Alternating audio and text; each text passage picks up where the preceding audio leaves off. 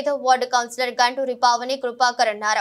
విద్యానగర్ లో నవత ట్రాన్స్పోర్ట్ పక్క సందులో నెలకొల్పిన వినాయక విగ్రహం వద్ద గురువారం నాడు నిర్వహించిన కుంకుమ పూజలో ముఖ్య అతిథిగా వార్డు కౌన్సిలర్ గంటూరి పావని కృపాకర్లు పాల్గొన్నారు. ఈ కార్యక్రమంలో కౌన్సిలర్ దంపతులను ఉత్సవ కమిటీ సభ్యులు శాలువాలతో ఘనంగా సన్మానించారు. అనంతరం భక్తులకు వార్డు కౌన్సిలర్ గంటూరి పావని కృపాకర్ ఆధ్వర్యంలో అన్నదాన కార్యక్రమం ఏర్పాటు చేశారు.